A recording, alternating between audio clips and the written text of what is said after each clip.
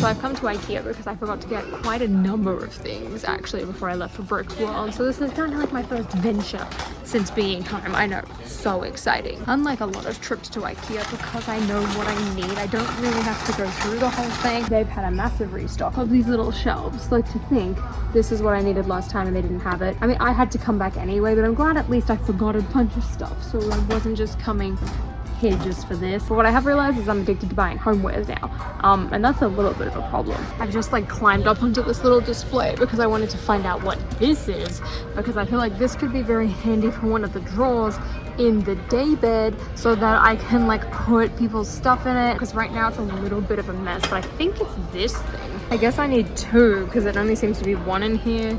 They're $10. I mean, that's basically free. That's right, I'm taking the Josh Build Stuff approach to this Ikea trip. Bye Ikea. And I'm doing, this is awful, I shouldn't be vlogging right now. $10 for anyone who can tell me why someone's playing Halo on the violin in the car park at Target. It's 9 p.m. What are you doing? So when it comes to Lego clearance, Wrecking Ball Crane is already gone. What's that one?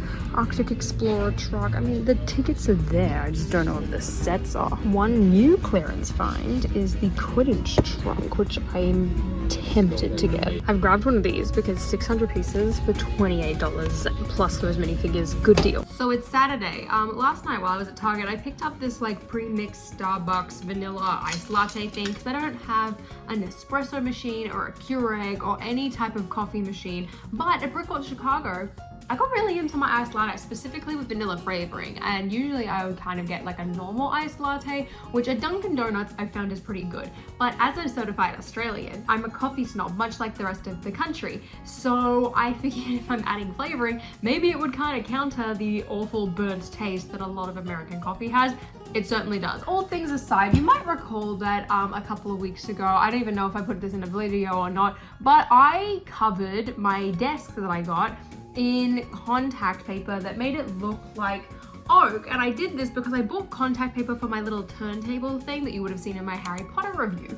And you know, that was all well and good, and I thought I'll put the extra on the desk, that way it can match. I've had a change of heart. I think it looked fine for my Harry Potter reviews, but I now decided I hate it. I'm gonna rip all of the vinyl off the table. It's just the fact that there's so many creases and there's so many lines and it just looks uneven. And you know what? I would rather have everything look a little bit more even. But I do like natural wood oak tones, which is why I really wanted to do it at the end of the day. But I guess that didn't work. But in other news, exciting times are ahead because Sabrina Carpenter announced her tour the other day. I'm debating getting one of the VIP packages. I mean, this top one looks cool and things, but like I really don't care about like custom cocktails. So I'm thinking I might go for this short and sweet package because I love the sound of Sabrina Carpenter tour jacket. But all of that is to say that I am very excited for her to tour. I've been waiting for the announcement to come out. I can't wait. I love her. And like I paid what, 1,000 Australian for Taylor Swift, and like the VIP package was like, it was fun, but it was a whole lot of nothing, to be honest. Like I feel like Sabrina Carpenter getting a jacket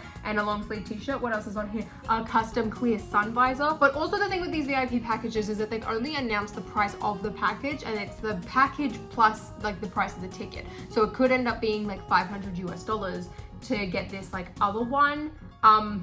Look, I honestly could be swayed to get the top one. And also last night after I got back from Ikea, I ended up putting up the rest of my curtains. So now we have this nice little beige one with a sheer one underneath, but it gets the perfect amount of sunlight and it's also diffused. It just makes the room just like that much prettier. Though I still need to add the second sheet, which is currently in the washing machine that I need to put in the dryer. So I can have all that done, make the bed, make it look all pretty, and then also finish sorting the rest of my stuff from Brickworld. This place reminds me a lot of Harris Farm Markets in the best way possible. I'm loving it, which is also really good because I needed a lot of fresh food, not so much like pre-packaged food, but I am definitely coming back here. This is the first time I've ever been here and I can't wait to show this place to my mum. I've possibly hit the jackpot, although I have a feeling these are going to taste very, very different to actual tin cans. One thing I know that tastes the same though is milk chocolate digestives, and I ran out I'm absolutely getting more of these. Let me just fix the shelves that I used as a tripod. What are you doing a Sunday afternoon as a Florida local? Really, I'm actually going to Sans and Claire's house, but I thought I would stop by Animal Kingdom on my way here because I haven't actually entered the park on a weekend, and I specifically bought this one just in case I wanted to arrive on weekends, and it was a good idea because there was no one at the little parking booth and I got free preferred parking. Everyone is piling out. Like, I just want to ride Everest and keep going, to be honest. I made it. This is what I want though. This isn't normal. Well, that was definitely worth it. I just did it twice and now it's time to continue on with my day. So I just finished filming like a proper Brickworld Chicago haul because I really needed to just get some sort of video up, and now my room is kind of a mess. I also actually went to Barnes & Noble where I picked this up today. I've been in the mood to just buy a book, to be completely honest. I only have 3 books here that I haven't read. So I picked up The Love Hypothesis by Ali Hazelwood. I have heard great things about her writing, and it is about time that I tested out one of her books. I had like $5 in rewards as well, so it only cost me $11. But now that that's all done, I can go and sort everything out, start to put things away, which is going to be really good because I've got quite a lot of sets that I need to part out, as well as just like sort out my minifigures and hopefully fill up a little bit more of my shelves because they're looking a little bit weak. I set everything up and everything's looking fine, but now they're empty. I just have empty shelves. But it's fine because they finally light up, which was always a goal of mine. But now they just look sad because, let's say it again, everyone, they are empty. Now, you might recall when I said I was moving to the USA, you know, it was gonna be great. I got to be in one place for a while. I wouldn't have to leave. I could have a regular routine. Well, that's not happening. So without going super into detail, because it is a really personal family matter, I basically need to go to the UK. I don't know how long I'm gonna be there for, but I'm gonna go and see my family. And I'll also hopefully be able to grab a couple of things from my dad, including like my label printer, the Pizza Planet truck. I also just ordered the Maleficent Dragon set because I wanted that for something, and it was $20 US cheaper to order it from Amazon Australia than lego.com. And given that I still don't have a US bank account set up and all of my money is in Australian dollars,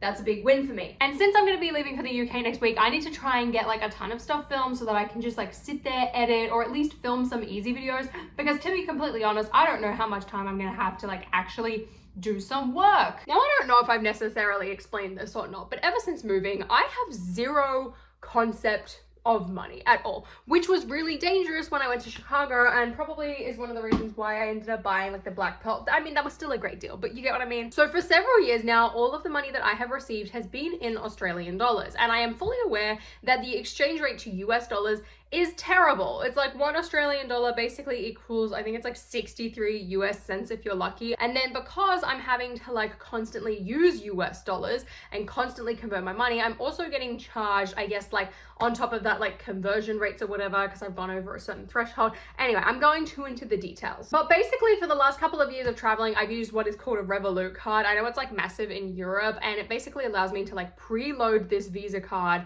and then like use it in a bunch of different currencies. So I'm going to use it when I go to the UK. I've been using it while I'm here. So I've kind of just left everything in Australian so that it tells me the Australian dollar price and the US dollar price.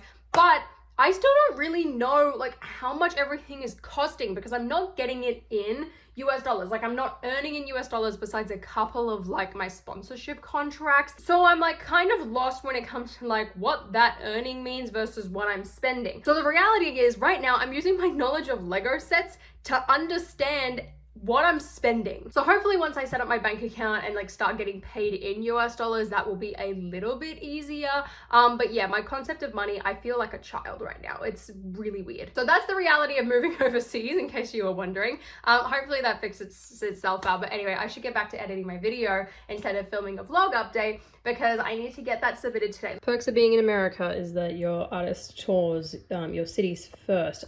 Bad news about living in America is I have to deal with Ticketmaster, and I'm already stressed. At Orlando, I'm number 6,741, and Tampa, I am 9,115. I don't know if I'm gonna get the VIP package or not. This absolutely stinks. Though I'm not too far in the queue. Like, I will definitely be able to get at least a ticket for Tampa. I mean, Orlando, I'll probably just leave it, but like, I can get in. If they've got VIP, do I just like go and do it for Orlando, even though I was gonna go with the Sauruses and like we had tickets like kind of like half planned but not right completely planned. Do I just buy it just so I can get the package and then like sell the ticket, but then the ticket would be in a really good spot? Do I just get tickets for Ross and Emily separately? I don't know, and I really shouldn't go and throw around a bunch of money at like all of the different options that I have available. You know what, we'll go in and see. 26 people ahead of me now, like let's go. Do they've still got it? They've still got it. It's $403.50 for this VIP package. Now that is in the pit. I finna be in the pit. $489.20. You know what? I really shouldn't do this, but I'm going to anyway. Should I buy parking now as well? I guess so. It's processing. $517.55. I got it!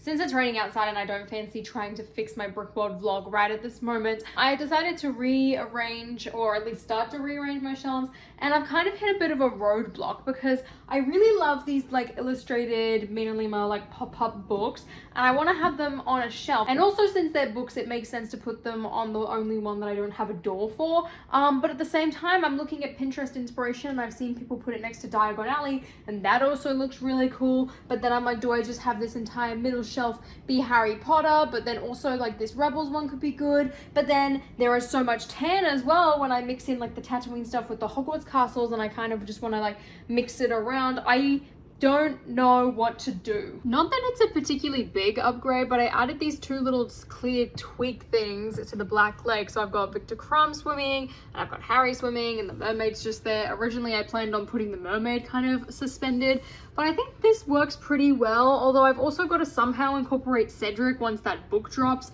But I figured just given the height, the Black Lake works pretty good alongside Diagon Alley. So I've been playing around with these shelves for like 3 hours now, and I feel like I've finally gotten somewhere. I've put all of my Disney minifigures on my little stand here. I've also like adjusted the heights of all of these. Look, this one honestly is still a mess.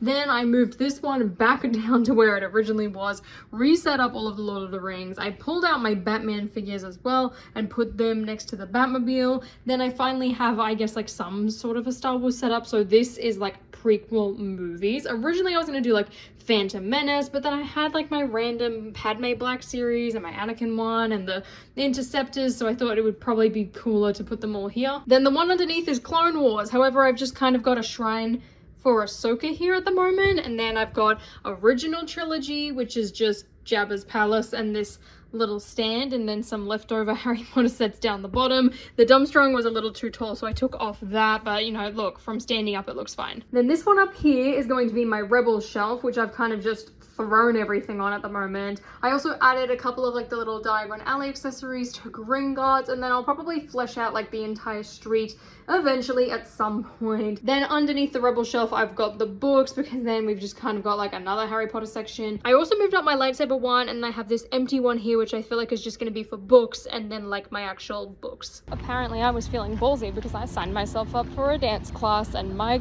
god was it hard to get here.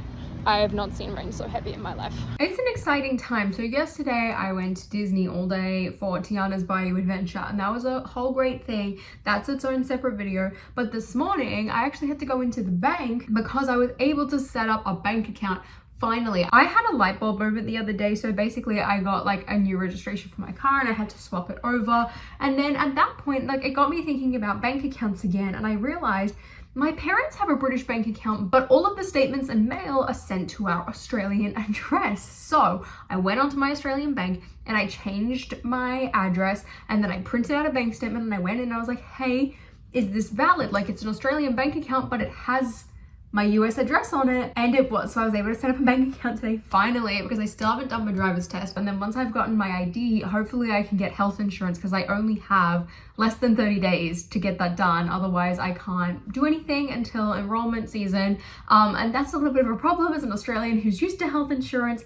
I don't want that to happen. But it's been kind of terrifying because now that I've got my bank account, it means I have to change over all of like my bank account information. So I did the stuff for like the bank account stuff that I have to do for Whatnot, and then most importantly, I had to do it for Google. Now, if you didn't know, YouTube accounts, you get paid through Google AdSense, but it wouldn't let me change my region, so I had to close the account and then reopen it, which was terrifying because I basically just like cut off one of my largest streams of income.